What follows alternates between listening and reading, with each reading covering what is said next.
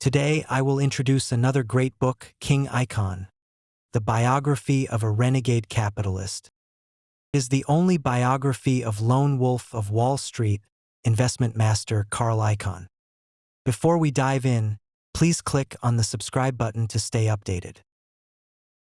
When it comes to investment masters, you must have heard of Buffett and Soros, but you may not be familiar with Carl Icahn, whom I'm introducing today. Carl Icahn started from scratch on Wall Street and earned over $20 billion in 50 years. He once ranked among the top 10 on the Forbes rich list and even surpassed Soros to become the richest man on Wall Street. Fortune magazine described Icahn as the most successful speculator on the planet. I'll mention a few companies Carl Icahn has invested in, and you'll surely recognize them. For example, Apple Incorporated, where Icahn bought heavily and then demanded that CEO Tim Cook change the business strategy to increase dividends for shareholders. Another example is the e-commerce giant eBay, where Icahn pushed for the separation and independent listing of its most profitable division, PayPal, the American version of Alipay. He also clashed with Dell Incorporated, where he challenged company founder Michael Dell for control. These actions boosted stock prices, allowing Icahn and his followers to profit immensely. Investors like Icahn, who buy stocks, never sit back passively. They always find ways to push up stock prices. However, his aggressive style has offended many, leading business reports to label them as barbarians and troublemakers, claiming they disrupt normal business operations and market order. Nevertheless, Icahn's approach, known as hostile takeover, is an important investment method. This episode will delve into Icahn's investment career and help you understand the pros and cons of hostile takeovers. The book's author, Mark Stevens, is a marketing expert who has published several business bestsellers and has columns in the Wall Street Journal, the New York Times, and others. He has also conducted marketing strategy training for Wharton School and Nike, among others, and is very popular. Why did he write Icahn's biography? It was a coincidence that Stevens, a neighbor of Icahn, encountered him in their community and became deeply interested in him.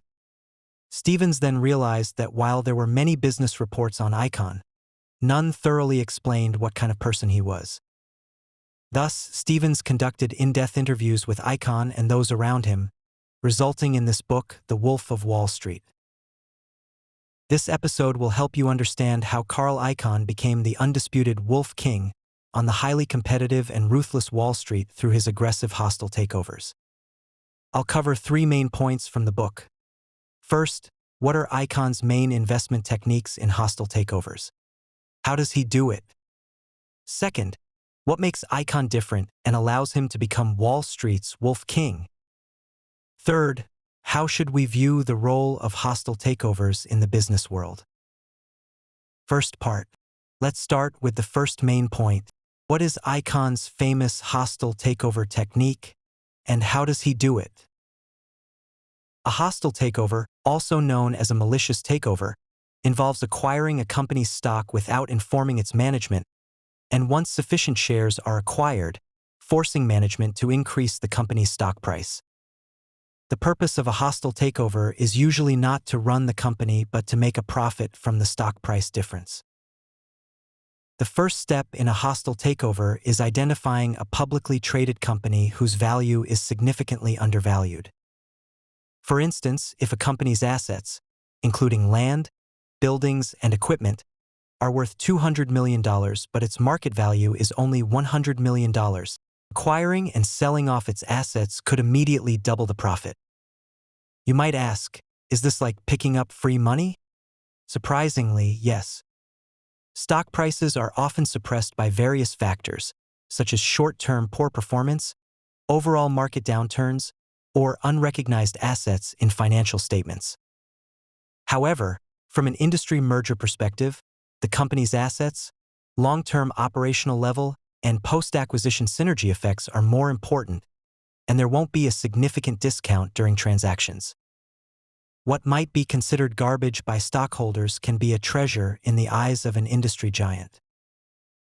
Before launching an attack, Icahn's financial experts analyze hundreds of thousands of documents, including all financial reports of the target company and its industry. Spotting undervalued stocks is not difficult for these experts, but having the courage for contrarian investing is.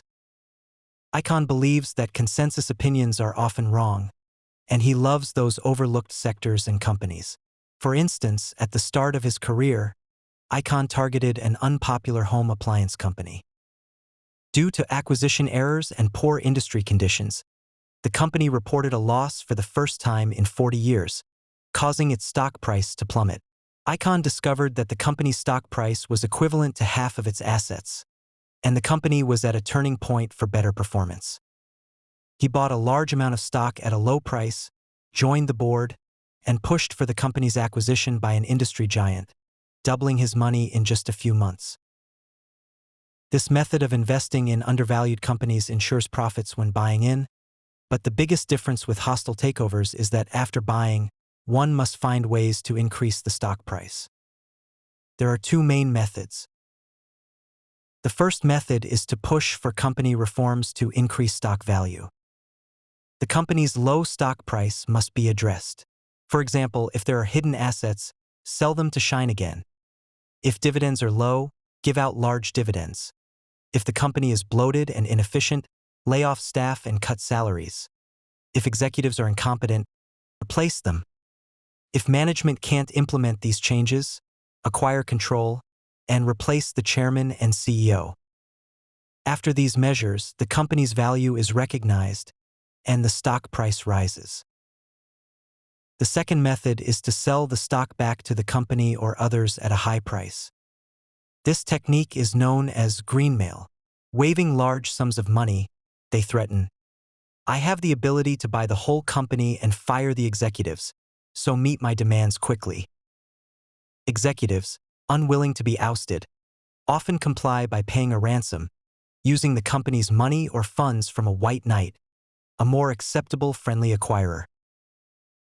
So, are listed companies targeted by hostile acquirers defenseless? Not necessarily. Management has many countermeasures. They can launch a poison pill plan, issuing low-priced shares to dilute stock and raise the control threshold, making the takeover deadly. Seek administrative and judicial help to freeze the acquirer's stock and funds, stalling them to death. Or rally employees and public opinion, fighting from a moral high ground. Early in his career, Icahn encountered such a company. During negotiations, they threatened to use top PR firms to ruin his image so badly that people would scorn him, making his wife refuse to dine with him. They also threatened to issue new stocks, rendering his shares worthless. Icahn almost backed off, but then they offered $10 million and a list of 10 other companies he could acquire, asking him to leave them alone. Icahn took the money and left. If Icahn wins, he profits greatly. If he loses, he risks his time, funds, and even bankruptcy. Executives are mere employees. Winning maintains the status quo.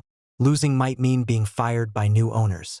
Thus, hostile acquirers are more confident and have a higher chance of winning. Mastering hostile takeovers quickly made Icahn a star on Wall Street.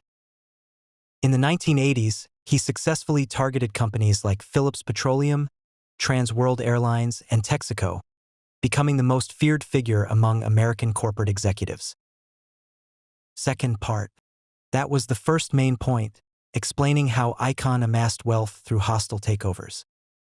The second main point is, what sets Icahn apart, making him Wall Street's Wolf King? Let's review the environment during Icahn's rise. In the 1980s, hostile takeovers were the most profitable business in American commerce. Many traditional industries struggled with poor performance and slow growth, limiting stock price increases. Capital sought more straightforward, efficient profits, and Wall Street financiers found new methods. Under their packaging, a company's value would rise significantly through spin-offs, restructuring, and mergers. Hostile takeovers provided the best excuse for these capital operations. For example, a company Icahn targeted had two major businesses, a loss-making steel division and a thriving energy division. selling the steel division cheaply and keeping the energy division, which had a favorable industry outlook and future, would make the new smaller company more valuable than the original large one. If the new energy company then merged with others, occupying a higher market share, its prospects and valuation would improve, making the combined market value far greater than the sum of the old companies. This capital operation was like 1 + 1 being greater than 2, creating wealth seemingly out of thin air. According to the book, during the 1980s mergers and acquisitions boom, making money on Wall Street was as easy as taking candy from a baby. Almost all capital and elites on Wall Street flocked to this gold mine of hostile takeovers.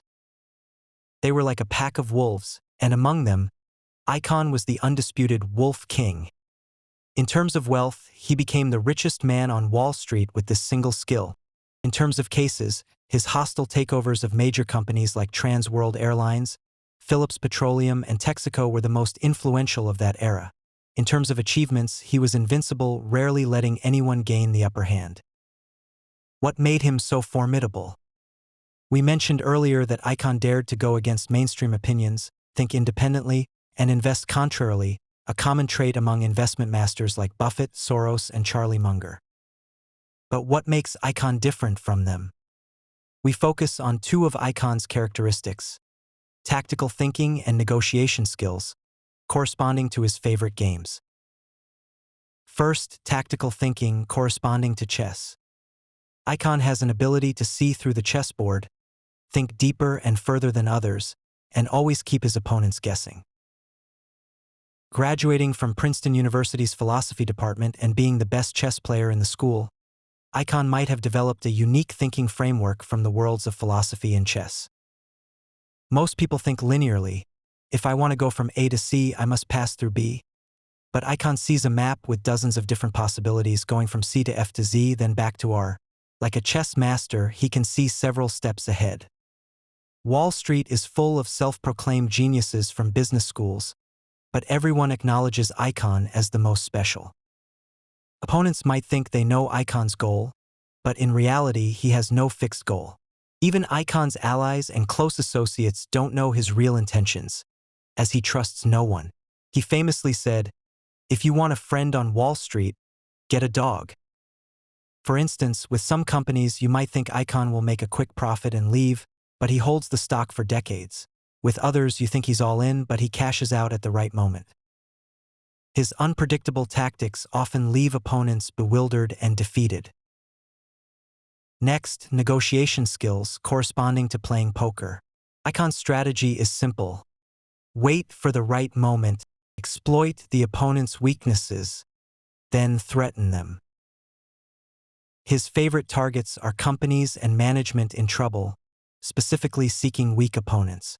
For example, Icahn's hostile takeover of Apple targeted the period after founder Steve Jobs' death, when successor Tim Cook's position was unstable.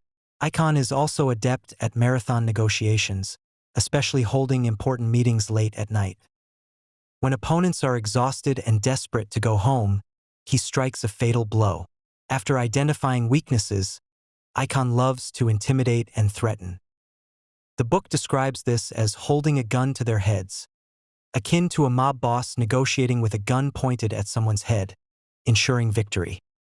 Typically, he would tell a company's management, "If you don't meet my demands, I'll keep buying until I own the whole company and will deal with you as I please." Sometimes, Icahn didn't even have enough funds, essentially bluffing with an empty gun, but opponents, unsure of his real strength and intentions, often surrendered. This is like poker, where you can win with a bluff even without good cards. Let's see how Icahn showcased these tactics in his famous Trans World Airlines acquisition case. Trans World Airlines, one of the 4 major airlines in the U.S., had been struggling with severe losses with few interested. But the company had excellent cash flow, making it a type Icahn liked, as he could use it as collateral to borrow money for dividends post-acquisition. Icahn also noticed that the company was negotiating with its union, which might agree to cut benefits, improving profitability and quickly raising valuation and stock price. After making an offer, Icahn, as usual, faced resistance from the company's management. They found aviation tycoon Lorenzo as a white knight who could buy Icahn's shares at a higher price, making Icahn leave. Lorenzo made two fatal mistakes. First, he misjudged Icahn, thinking he was an aviation outsider just looking for quick profit, not realizing Icahn's real goal was a full takeover. Second, Lorenzo ignored the union, which had veto power in this deal. In American enterprises, unions are notoriously tough, but in this case, they became Icahn's ally and bargaining chip. Lorenzo had a ruthless reputation in the aviation industry, having previously bankrupted an airline, making all American airline unions hate him. Faced with choosing between Icahn and Lorenzo, Trans World Airlines Union could only choose Icahn. Against the union, Icahn didn't hold back, extorting them. If he succeeded, employees would face over 20% pay cuts. If they disagreed, he'd sell his shares to Lorenzo. Faced with the choice of pay cuts or bankruptcy and unemployment, the union sided with Icahn. Thus, Icahn exploited Lorenzo's errors and the union's weakness, successfully acquiring Trans World Airlines, forcing the union to promise pay cuts, saving the company $200 to $300 million annually. With his unique thinking and negotiation tactics, Icahn repeatedly emerged victorious.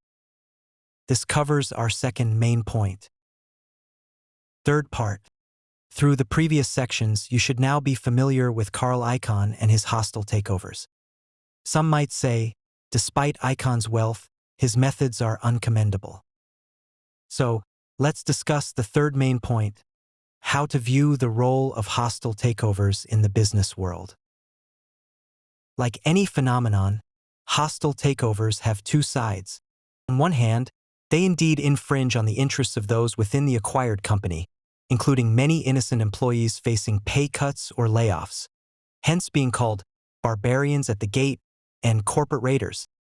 On the other hand, hostile takeovers are a crucial part of the business ecosystem, promoting stock price appreciation and corporate natural selection, seen by some as corporate value discoverers and defenders of shareholder rights. Let's first discuss the negative side. Hostile takeovers focus on quick profits, employing various methods to quickly appreciate and liquidate shares, affecting many people's interests. It's like trouble coming from nowhere. For example, a CEO comfortably running a company might suddenly face barbarians at the gate, waiving money in shares, demanding changes or resignation, which no one would like. For ordinary employees, sudden pay cuts or layoffs feel particularly unjust. Additionally, a long-established company might be forced to break up, incur heavy debts, or even go bankrupt, which often happens. For instance, Icahn's acquisition of Trans World Airlines didn't lead to its glory, but instead saw him sell its most profitable routes to competitors, taking away hundreds of millions in dividends and leaving an empty shell burdened with massive debts. Over the next decade, the company went bankrupt 3 times before being acquired and disappearing from history. This exploitation solidified Icahn's reputation as a corporate raider. Are hostile takeovers entirely worthless? Not necessarily.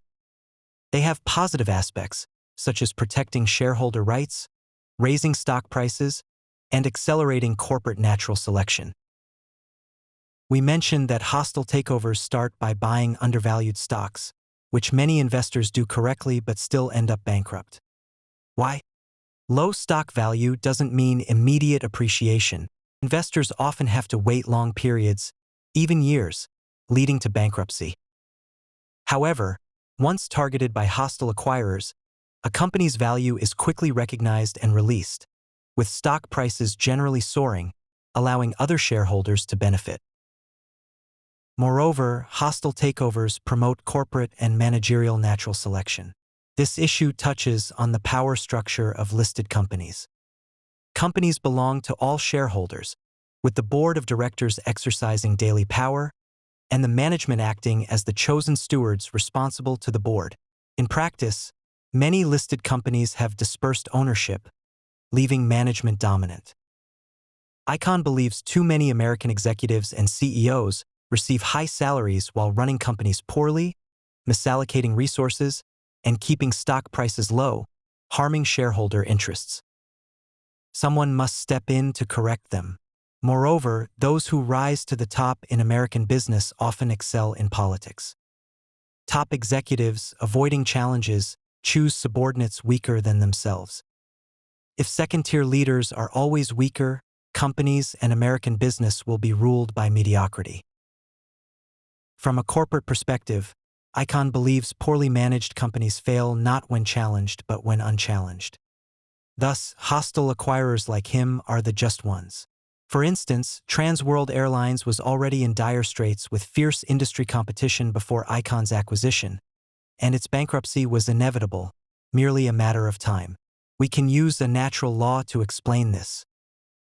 The business world, like an ecosystem, needs predators like hostile acquirers to keep prey populations in check. Without wolves, rabbits would overpopulate, and sheep would become weak. Too many wolves, though, would lead to insufficient food. The business world, like nature, maintains a dynamic balance between predators and prey. By championing this righteous cause, even elevating it to a national economic level, Icahn could garner support from other shareholders, regulators, and the public. His required adjustments indeed bring short-term gains to small shareholders. The positives and negatives discussed are from the perspectives of the acquirer and the acquired. However, the rise and fall of a business behavior also depend on societal views.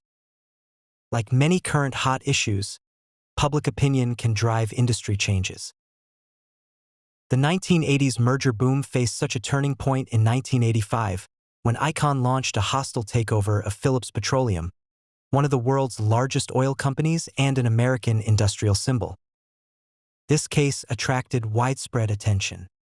Previously, oil tycoons merged oil companies to promote industry resource integration. Now, a Wall Street operator, unfamiliar with oil wells, could disrupt such a giant company with a finger snap. The standoff reached Congress, where legislators found that funds for hostile takeovers came from ordinary people's savings, benefiting already wealthy Wall Street magnates, essentially robbing the poor to enrich the rich. Icahn wisely exited early, but the social pain point of hostile takeovers had emerged, seen as a source of wealth inequality and rising unemployment. Subsequently, the government tightened financing channels and imposed stricter regulations on hostile takeovers, while companies adopted anti-takeover measures. By the late 1980s, the golden era of hostile takeovers ended, with many contemporaries of Icahn imprisoned or retiring. However, the hostile takeover strategy persists, with Icahn remaining a prominent figure. His targets shifted from traditional sectors like manufacturing, energy, aviation, and real estate to emerging fields like pharmaceuticals, technology, and the Internet. Notably, from 2006, the septuagenarian Icahn frequently attacked major tech companies like Motorola, Apple, Microsoft, Yahoo, and Netflix, achieving greater success and earning more, demonstrating his adaptability. To recap, this audio episode covered 3 main points. First, we introduced Carl Icahn's signature hostile takeovers. Through precise, ruthless moves, Icahn targeted undervalued companies, driving reforms and stock price increases, amassing enormous wealth. Second, we discussed Icahn's traits that made him Wall Street's Wolf King. As a tactical and negotiation master, he navigated the business world like playing chess and poker, seeing through the board, exploiting weaknesses, and dominating negotiations. Third, we analyzed the role of hostile takeovers in the business world. On one hand, they uphold shareholder rights and promote natural selection. On the other, they exacerbate wealth inequality and societal discontent. As the golden era of hostile takeovers ended, Icahn remained active and adaptable, continuing to thrive in this field. Besides this book, there's a classic bestseller, Barbarians at the Gate, about the most famous hostile takeover case in business history, from which the term barbarians at the gate originated. We'll review it next time, providing a comparative understanding of this industry alongside The Wolf of Wall Street. That's the essence of this book. The original book link is attached at the end for further reading. You can also click the share button below the video to share this book with your friends. Congratulations, you've just finished another book.